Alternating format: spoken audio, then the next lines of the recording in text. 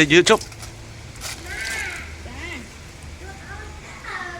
gì miếng thì ăn tiền thì mấy đến trăm mẹ nó lỡ gì mà tính năm mươi con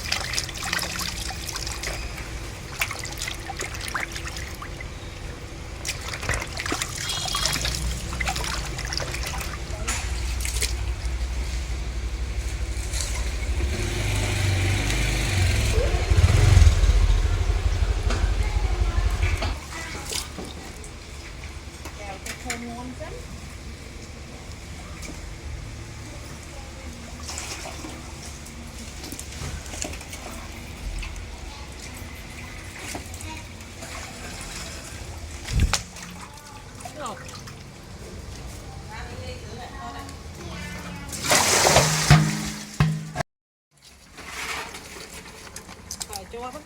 chữa ai cam lên chân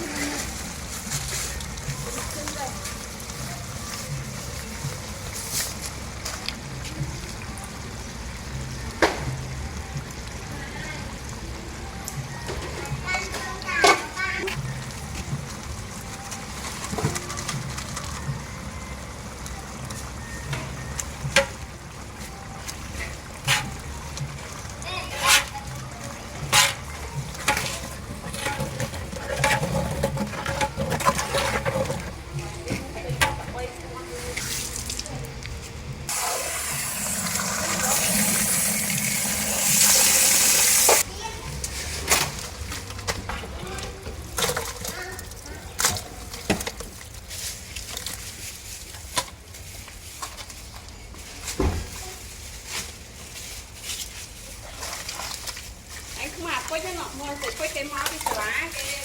tiền trông cho nó lại nó quay mới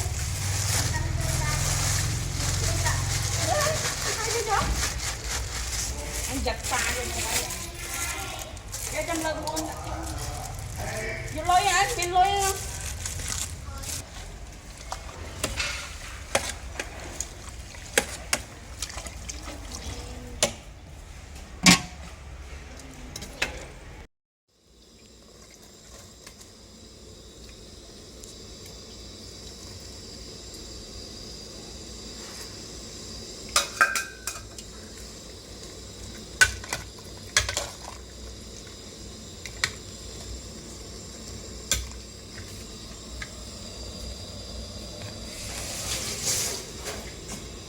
xịn mà coi là thật cháu cái đó này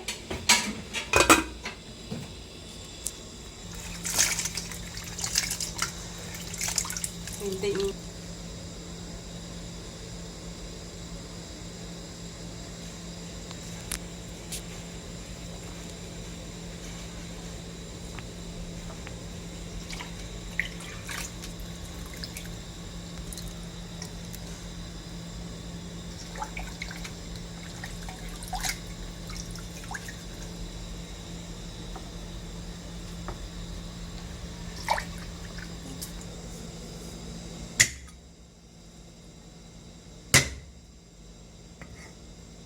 nó không